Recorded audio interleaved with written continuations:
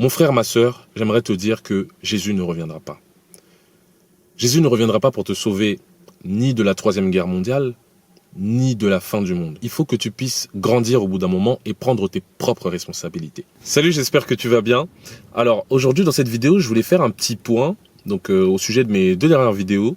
Donc là où je parlais des sectes, donc j'ai raconté mon expérience personnelle et aussi je montrais ce que c'est qu'une secte, comment on entre dans la secte et comment aussi en sortir. Et aujourd'hui, je voulais m'attarder sur un sujet, c'est l'après. Parce qu'il y a plein de personnes qui sont, que ce soit dans des sectes ou même des fois des croyances, il y a certaines personnes qui décident, après être sorties des sectes, de rester dans leurs croyances, ce qui est une bonne chose aussi, ou d'autres personnes décident carrément de sortir de la secte. Et là, quand ils sortent, de sortir totalement des croyances. Pour parler de ça, j'aimerais mettre en lumière une problématique que je rencontre dans la communauté. C'est au sujet des kémites. Pour en dire en gros, donc les kémites, c'est souvent des gens qui prônent le retour aux sources, le retour à la spiritualité, le retour à l'africanité, etc. Donc c'est un courant de pensée dont moi-même je suis sympathisant de cette cause, parce que c'est une cause, je pense que c'est une cause que tout Africain en soi tout noir devrait soutenir, parce que ce qu'on met au centre dans le kémitisme, c'est vraiment le côté de l'autosuffisance des Noirs et le retour aux racines. Et ce qui est une chose qui est hyper importante, d'ailleurs même c'est le sujet principal de ma chaîne, d'où, quand vous voyez sur la bannière, de nos racines à la richesse, de l'identité à la richesse. Et donc pour parler d'un peu au sujet des kémites, ce que je peux reprocher aux kémites, c'est que certains kémites sont très radicaux. Et ils se rendent pas compte que le combat qu'ils mènent, au bout d'un moment, des fois, il va beaucoup plus faire de mal à certaines personnes que du bien. Je parle bien à certaines personnes. Dans le sens où, pour vous raconter une petite histoire, moi, il y a ma tante, il y a quelques jours, je l'avais appelée pendant les fêtes, et elle m'a dit qu'elle sortait au pays. Ma tante qui est au pays, elle sortait du coma. Donc elle sortait du coma, elle a fait 3 jours dans le coma, donc je lui ai demandé mais qu'est-ce qui s'est passé? Elle m'a dit qu'il y avait, elle était partie, elle s'était rendue à l'hôpital, et vous connaissez les hôpitaux du pays des fois. Elle s'est rendue à l'hôpital et elle avait beaucoup de sucre dans le sang. Donc ce que les médecins ont fait, c'est qu'ils ont enlevé tout le sucre qu'elle avait dans le corps. Et du coup, ce qui s'est passé, c'est qu'elle est rentrée directement dans le coma et elle est restée 3 jours dans le coma. Donc elle a failli mourir à cause de ça. Et je voulais prendre cet exemple-là pour parler aujourd'hui de la religion. Beaucoup de personnes, quand vous vous retrouvez maintenant dans la spiritualité, il ne faut pas oublier déjà que pour beaucoup, vous avez été aussi dans des religions. Pour beaucoup, vous avez aussi eu des croyances, etc. Et quand vous sortez, dites-vous qu'il y a certaines personnes pour qui la religion, c'est une essence, c'est vital en fait. Comme je parlais du sucre avec l'expérience de ma tante. Et si vous essayez d'extraire tout ce qui est vital dans la personne, avec d'une manière on va dire radicale, ou vraiment pour rester avec le zéro sucre, zéro croyance, zéro religion, ce qui va rester après, ce sera pas quelque chose de bien. Et moi, je suis vraiment profondément convaincu que la plupart des gens qui rentrent justement dans ces courants de pensée-là, eux aussi en profitent pour pouvoir créer des sectes qui sont différentes, pour pouvoir avoir une certaine notoriété. Faut voir, parce que je vois aujourd'hui même des kémites qui sortaient des églises aussi. Maintenant, ils ont des groupes où ils vont les dimanches, etc. Ils ont leur groupe où ils restent qu'entre eux. Faut s'habiller d'une certaine manière. Ce qui est peut-être ni bien ni mal, mais faut se rendre compte que des gens sortent des sectes. C'est pas l'objectif, c'est pas de les ramener encore dans d'autres sectes. Et moi, ce que je mets en avant ici, c'est plus le côté identitaire, mais avec la liberté comment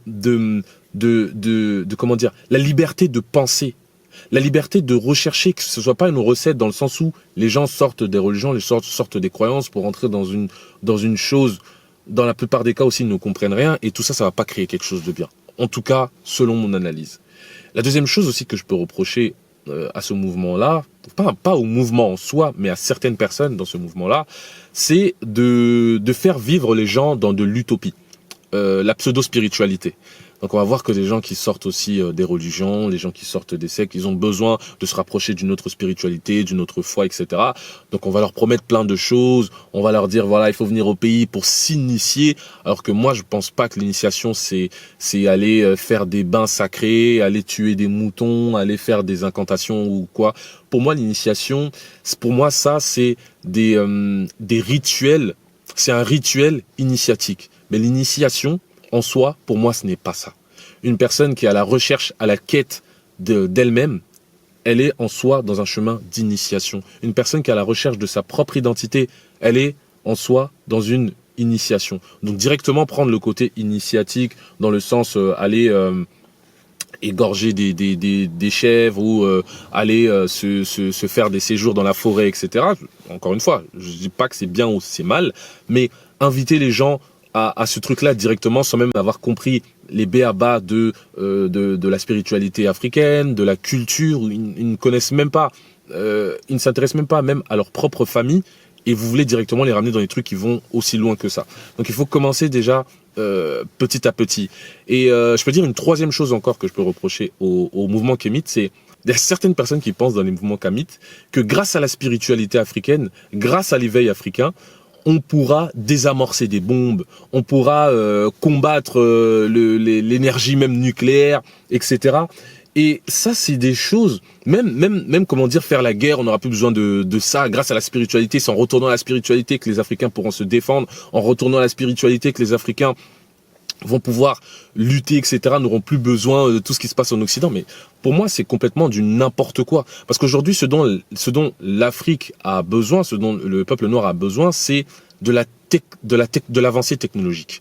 Ce dont le peuple noir a besoin, c'est de l'accès à la médecine, et à la médecine de pointe. Pas simplement à l'ancienne médecine. Oui, il y a la médecine traditionnelle, mais il faut ajouter à ça les connaissances qu'on a maintenant pour pouvoir, améliorer même cette médecine traditionnelle. Il faut utiliser, si vous voulez, entre guillemets, la spiritualité pour en faire des sciences pratiques, pour pouvoir, aujourd'hui c'est grâce à la spiritualité qu'on crée l'informatique, c'est grâce à la spiritualité qu'on a créé tout ce qui est les avions, etc. Donc pourquoi ne pas prendre cette spiritualité-là, justement, la mettre dans le sens pratique des sciences pour pouvoir développer la technologie en Afrique. Et c'est plus ça mon combat que les gens qui promettent aux gens d'aller faire des voyages astro, etc., etc. Parce qu'encore une fois, vous faites vivre les gens dans l'utopie et ça produira rien de bon. Et on le sait, l'Africain, l'homme noir, c'est quelqu'un qui a besoin de croire en quelque chose. C'est quelqu'un qui a besoin d'avoir une foi. C'est quelqu'un qui a besoin d'avoir des leaders, etc.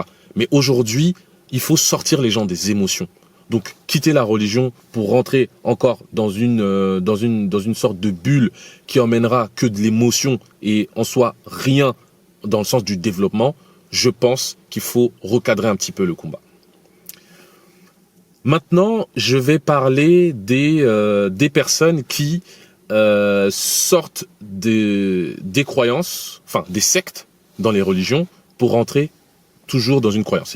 Et imaginons par exemple quelqu'un qui était témoin de Jéhovah et qui se dit je vais quitter le fait d'être un témoin de Jéhovah et je vais me retourner simplement à la Bible, au christianisme, etc. À ces gens-là, ce que je peux dire, c'est que mon frère, ma sœur, j'aimerais te dire que Jésus ne reviendra pas.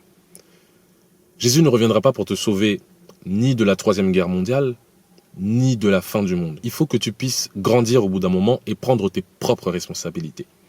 Et si, imaginons même, Jésus reviendrait, d'accord? Et que, on va dire, son retour serait simplement retardé. D'un siècle, de 2 siècles ou de 3 siècles après toi. Tu es d'accord avec moi que d'ici 1, 2, 3 siècles, toi et moi, dans cette réalité, physiquement, on n'y sera plus. Donc, mais, ce que je nous souhaite, c'est que nos petits-enfants, nos arrière-petits-enfants après nous, puissent bénéficier de ce qu'on aura construit pour eux dès maintenant. Donc je ne suis pas contre ta foi, je ne suis pas contre tes croyances. La seule chose que je peux te demander, c'est que oui, crois au retour du Seigneur, crois au retour du Sauveur, mais si, même pas simplement les chrétiens, peu importe là où tu te trouves, c'est que en tant que croyant, on a beaucoup grandi dans l'urgence. On a évolué dans l'urgence. Et l'urgence ne te permet pas de te construire. L'urgence ne te permet pas de construire des choses pour demain, après-demain. Remarquez même vos pasteurs, remarquez même vos imams, remarquez même vos guides spirituels. Eux, ils commencent bien avec la piété, avec la foi, mais vous voyez très bien qu'au bout d'un moment, ils commencent eux aussi à préparer leur avenir. Ils commencent à investir. Ils commencent à faire, des investissements par-ci par-là, créer des patrimoines. Le patrimoine, c'est pour pouvoir le léguer, c'est pour pouvoir donner aux générations futures. Mais si toi, tu restes dans l'urgence tout le temps en train d'attendre le retour, ta façon de réfléchir sera altérée par cet état d'urgence. Tu ne peux pas construire quelque chose sur le long terme en restant dans un état d'urgence permanent. Donc, c'est pour ça qu'au bout d'un moment, il faut faire la part des choses et mettre un peu cette histoire de retour du Sauveur à côté, cette histoire de fin du monde à côté. Oui, ça fait plein d'années, depuis plus de 2000 ans, on nous raconte que c'est la fin du monde, ce sera le Seigneur revient, etc. Mais ça n'a pas empêché les gens qui te racontent tout ça de planifier des choses, même même pendant l'époque de la traite négrière, par exemple. Prends l'époque de la traite négrière. Pendant l'époque de la traite négrière, les mêmes personnes qui nous prêchaient que Jésus revient bientôt, que c'est la fin du monde, qu'il faut se préparer pour aller dans l'au-delà, ils préparaient des plans d'asservitude des Noirs sur des générations et des générations futures. C'est ça que ces gens ont compris que nous ne comprenons pas. Et c'est là où moi, j'ai un problème avec beaucoup de religieux. C'est bien la religion, c'est bien la croyance, mais il faut arrêter de vivre dans le matérialisme. Pourquoi je parle de matérialisme pour les gens qui sont religieux et croyants? Parce que le croyant en soi, la plupart du temps, il n'a pas vraiment l'amour de Dieu dans son cœur. Il a plus la peur de l'enfer et la peur de la mort. Je répète, le croyant, en général, n'a pas plus l'amour de Dieu qu'un incroyant, mais il a plus la peur de l'enfer et la peur de la mort. Donc, ce qu'il fait vivre automatiquement dans la matière. Quelqu'un qui va se dire que dans tous les cas, la fin du monde arrive bientôt, donc il faut que je prépare ma vie pour l'au-delà. Il va se dire, bon, dans tous les cas, pourquoi préparer un patrimoine pour mes enfants? Pourquoi investir? Pourquoi planifier des choses? Dans tous les cas, la fin est proche. Au pire des cas, c'est mes enfants qui verront la fin du monde. Une personne qui réfléchit comme ça, elle va réfléchir aujourd'hui, aujourd'hui, aujourd'hui, aujourd'hui. Et ne va rien construire pour demain. Donc moi, ce que je t'invite à faire, c'est vraiment de réfléchir à ça.